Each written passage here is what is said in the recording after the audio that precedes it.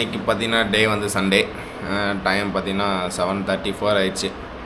இன்றைக்கி அப்படியே வந்துட்டு கண்டினியூ பண்ண வேண்டியதான். ஏன்னா மார்னிங் எழுந்திரிச்சது லேட்டாக தான் எழுந்திரிச்சேன், டயர்டாக இருந்ததுனால. அதுக்கப்புறம் கிளைமேட் பார்த்திங்கன்னா வந்துட்டு நேற்று இருந்த மாதிரி தான் கிளைமேட்டும் இருக்குது, ஒன்றும் பிரச்சனை இல்லை. ஸோ நல்ல க்ரீன் ஏரியா தான் இருக்குது, ஸோ ப்ராப்ளம் கிடையாது. அவ்வளோதான், பேக்கை பேக் பண்ணிட்டேன், நீ அவ்வளோதான், வேறு எதுவும் கிடையாது. அப்படியே வந்துட்டு கிளம்ப வேண்டிதான். இன்னும் சாப்பிட்ல, அப்படியே சாப்பிட்டுட்டு அதுக்கப்புறம் வந்துட்டு டிசில் வியூ பாயிண்ட் அப்படின்னு ஒன்று இருக்குது போல், டாப் மவுண்டைன் டாப்னு நினைக்கிறேன், எனக்கு தெரிஞ்சு ட்ரெக்கிங் இருக்கும்.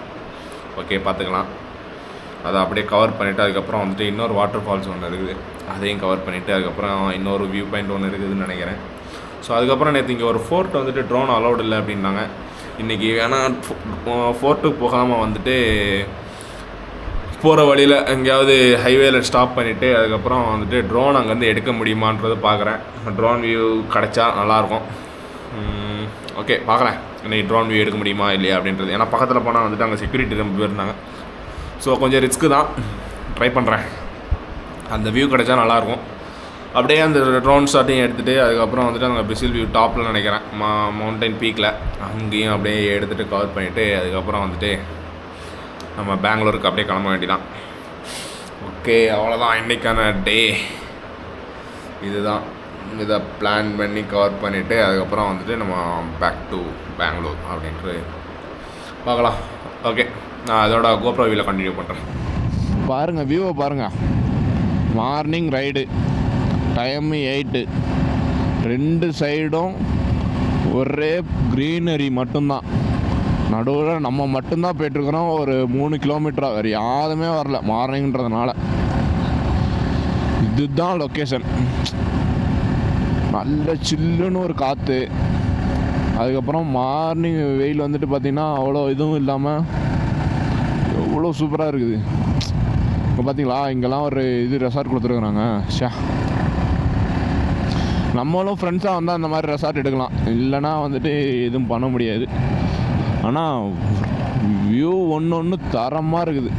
இங்கே பாருங்கள், இப்படி தான். நான் ரொம்ப தூரமாக வந்துட்டு யாருமே இல்லை, ஆப்போசிட்லேயும் யாரும் இல்லை, ஃப்ரெண்ட்லேயும் யாரும் இல்லை. எனக்கு அவ்வளோ சூப்பராக இருக்குது ஓட்டுறதுக்கு,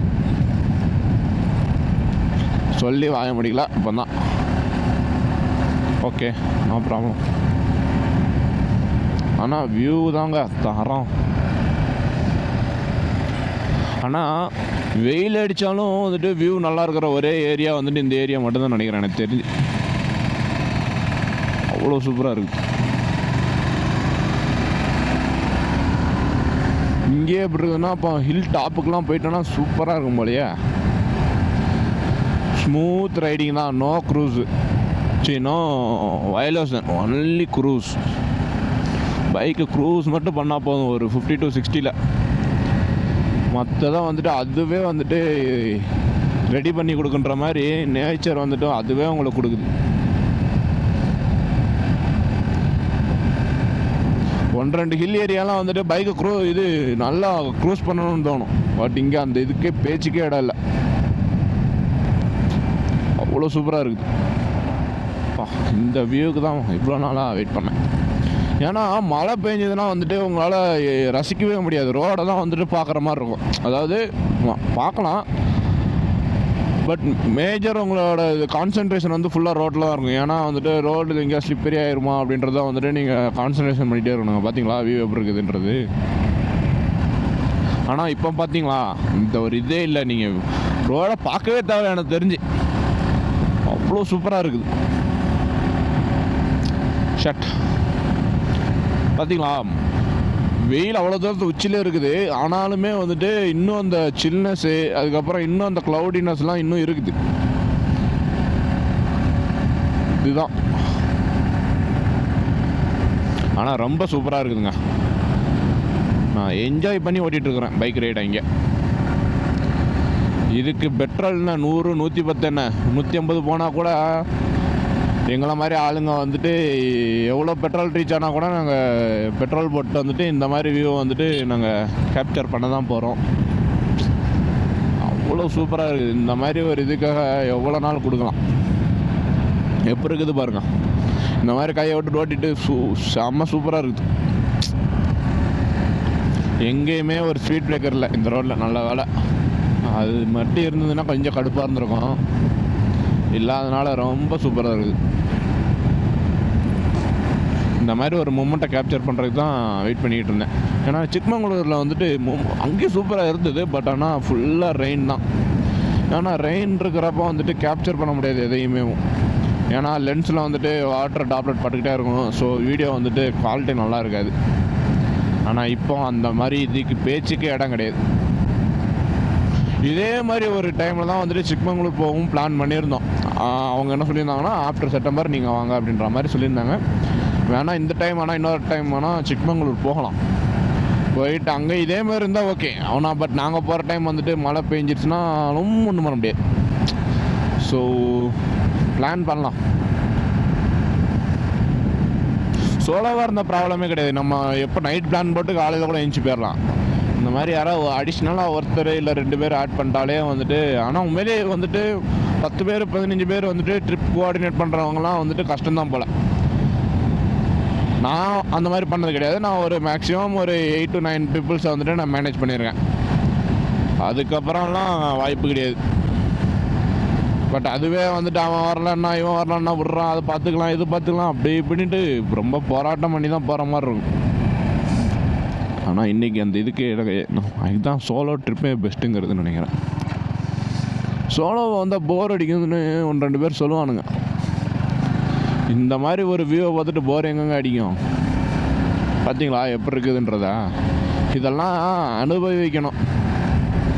சோலோவாக வந்தால் மட்டும்தான் அனுபவிக்க முடியும். அதுக்கப்புறம் இந்த மாதிரி காரில் இந்த மாதிரி இதெல்லாம் வரப்போ வந்துட்டு 1-2 பேர்லாம் தூங்கிடுறானுங்க. ஸோ நம்ம போடுற எஃபர்ட் வந்து கரெக்டாக இருக்கணும், ஒர்த்தாக இருக்கணும். இந்த மாதிரி பார்த்தீங்களா எப்படி இருக்குதுன்றது. இந்த மாதிரி ஒரு ஒர்த்தான ட்ரிப்பு போடணும். அதுக்கு எத்தனை பேருன்றதெல்லாம் முக்கியம் கிடையாது.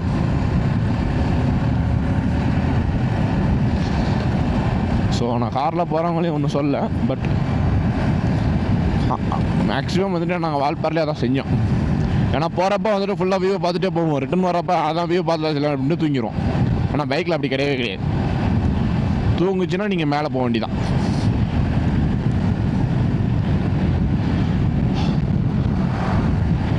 பார்த்தீங்களா டைரக்ட் சன்லைட்டு ஃபுல்லாக இந்த இடம். ஆல்மோஸ்ட் வந்து ஹில்லோட டாப்பை ரீச் பண்ணியாச்சு. பார்த்தாலே தெரியும் நினைக்கிறேன். இங்கே பாருங்கள், இன்னைக்கு வந்துட்டு 2 minutes தான் காட்டுது. ரைட்டு, இன்னி மார்னிங் வந்துட்டு பிரேக்ஃபாஸ்ட் எதுவும் சாப்பிடல, இல்லைனா டயர்டாயிரும். ஏதாவது ட்ரெக்கிங் மாதிரி இருந்தது அப்படின்னா வந்துட்டு மொத்தமாக டயர்டாக சும்மாவே வந்துட்டு ஸ்டெப்ஸ் இந்த மாதிரிலாம் ஏறவே முடியாது. ஸோ அதான் சரி ரைட்டு இங்கே வந்துட்டு சாப்பிட்டு இப்படி போகலாம் அப்படின்ற மாதிரி பிளான் பண்ணியிருக்கேன். இங்கே தான் வந்துட்டு பைக்கை பார்க் பண்ணிவிட்டு இந்த ஹோட்டலில் வந்துட்டு சாப்பிட ஆர்டர் போட்டிருக்கேன். என்ன ஆர்டர் போட்டிருக்கேன் அப்படின்னு பார்த்தீங்கன்னா வந்துட்டு ஒரே ஒரு எக் மேகி மட்டும் ஆர்டர் போட்டிருக்கேன். என்னன்னு கேட்டேன். ஒரு எக் மட்டும் தான், மேகி மட்டும் தான் இருக்குது அப்படின்ற மாதிரி சொன்னாங்க. சரி ரைட்டு ஓகே, மேகி மட்டும் சாப்பிட்டு அப்படியே கண்டினியூ பண்ண வேண்டியதான். மேகி நான் ஆர்டர் பண்ண மேகி வந்துடுச்சு பார்த்தீங்களா. பரவாயில்ல, இந்த மேகி வந்துட்டு ரொம்ப இதாக இருக்குது. மற்ற எல்லோரும் வந்துட்டு தண்ணியாக வைப்பாங்க, கொஞ்சம் கெட்டியாக வச்சுருக்குறாங்க. ஓகே தான், இப்படி சாப்பிட்டு அதுக்கப்புறம் கண்டினியூ பண்ணுறேன்.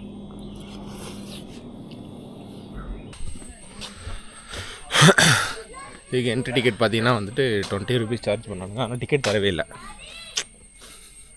பார்த்தீங்களா வியூ எப்படி இருக்குதுன்றது.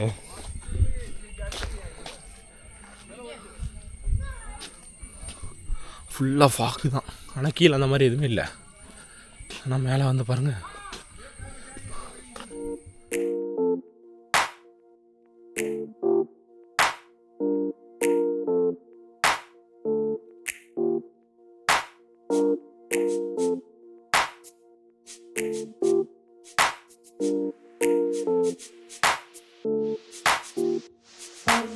அவ்வளோதான். இதை பார்த்தாச்சு. எப்படியும் எனக்கு தெரிஞ்சு 1 hour கிட்ட ஸ்பெண்ட் பண்ணியிருப்பேன் நினைக்கிறேன் எனக்கு தெரிஞ்சு இந்த இடத்துல. அதுக்கப்புறம் அவர் ஃப்ரெண்ட்ஸ் வந்தாங்க. அவங்க கேங்ஸ் பார்க்குறீங்களா, நம்ம இருக்காங்க தெரியுமா, அவங்க தான். செம்ம என்டர்டெயின்மெண்ட்டு வந்து பேசிட்டு செஞ்சுட்டு இருந்தானுங்க. சரி ரைட், அப்படியே நம்ம கிளம்பலாம். அதுக்கப்புறம் இங்கே ஒரு வாட்டர் ஃபால்ஸ் ஒன்று இருக்குதுன்னு நினைக்கிறேன். 500 ஸ்டெப்ஸ் 700 ஸ்டெப்ஸ் நினைக்கிறேன். ட்ரெக்கிங் பண்ணணும். ஸோ இப்போ அங்கே போகலாம். அங்கே போய்ட்டு அப்படியே கண்டினியூ பண்ணுறேன். ஒரு வழியாக மல்லலி வாட்டர் ஃபால்ஸ் வந்தாச்சு. வந்துட்டு இப்போ தான் வந்துட்டு பைக்கை பார்க் பண்ணிவிட்டு இந்த இருக்குது நம்ம பைக்கு. அப்படியே பார்க் பண்ணிவிட்டு இங்கேயும் அதே 20 ருபீஸ் தான் சார்ஜ் பண்ணாங்க. சார்ஜ் பண்ணிட்டாங்களா இங்கே பார்த்தீங்களா? வெல்கம் டு கூர்க்குன்னு போட்டிருக்குது. இந்த காஃபியா மல்லலி வால்ஸ். ஓகே, நம்ம அப்படியே ட்ரெக்கிங்கை ஸ்டார்ட் பண்ணுவோம். தண்ணி வருது.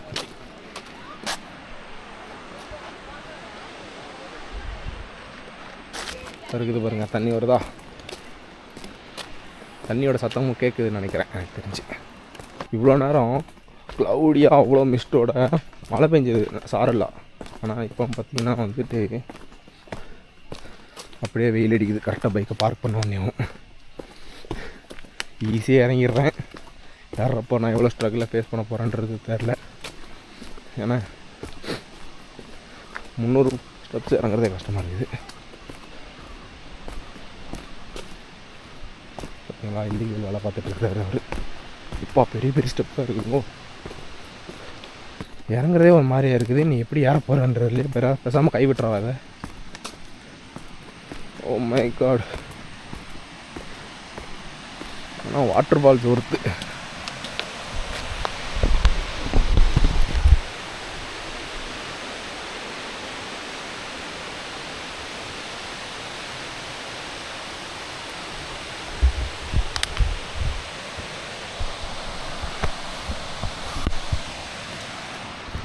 பார்த்தீங்களா, இப்போவே வந்துட்டு டயர்டாகிடுச்சு. ஏற்று ஊற்றுது. இதுக்கு தான் ஒழுங்காக ஜிம்முக்கு போகணுங்கிறது. ஜிம்முக்கு 2-3 நாள் பிரேக் விட்டாலே அவ்வளோதான். இன்னும் இப்படி பிளான்டாக வந்துட்டு நான் தண்ணி எடுத்துகிட்டு வந்துட்டேன். பட் அதுலேயும் வந்துட்டு ஆஃப் கேன் தான் இருக்குது. ஓகே, பார்க்கலாம்.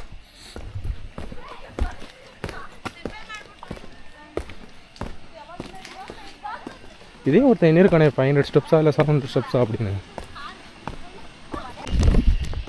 இந்த மாதிரி தனியாக காட்டுக்குள்ளே நடந்து போகிறது எவ்வளோ சூப்பராக இருக்குது தெரியுமா? முன்னாடி இருக்கிறோட வியூ மட்டும் பாருங்கள், எவ்வளோ சூப்பராக இருக்குது தெரியுமா? யாருமே இல்லை. எனக்கு தெரிஞ்சு இது 700 ஸ்டெப்ஸ் இறங்கணும் அப்படின்றதுனால வந்துட்டு யாரும் வரலன்னு நினைக்கிறேன். எனக்கு தெரிஞ்சு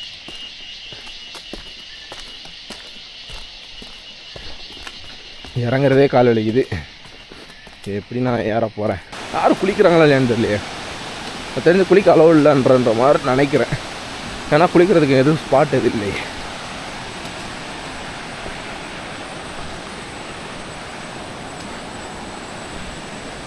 எல்லோரும் உட்காந்து பார்த்துட்டு தான் இருக்கிறாங்க வியூவை.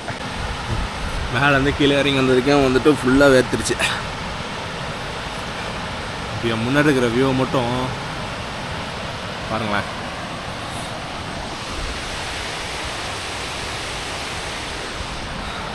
இதான் என்னோடய ஃப்ரண்ட் வியூ. நீங்களும் பார்க்குறீங்களா?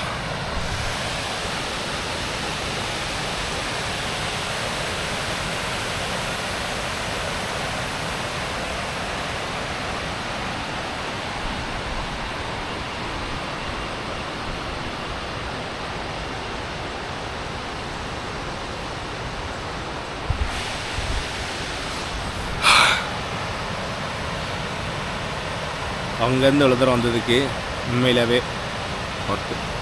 அதெல்லாம் வாட்டர் ஃபால்ஸையும் பார்த்தாச்சு, கிளம்ப வேண்டியதான். டைம் பார்த்திங்கன்னா வந்துட்டு 11:38.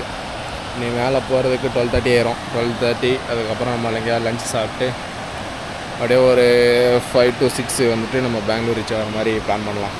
ஏன்னா எனக்கு தெரிஞ்சு இங்கேயே வந்து லைட்டாக மழை பெய்யுது.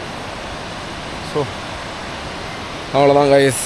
இனி டைரெக்டாக வந்துட்டு பெங்களூர் போக வேண்டியதான். போகிற வழியில் ஏதாவது ட்ரோன் ஷாட் இருந்தால் மட்டும் கேப்சர் பண்ணிட்டு அதுக்கப்புறம் போக வேண்டியதான். ஓகே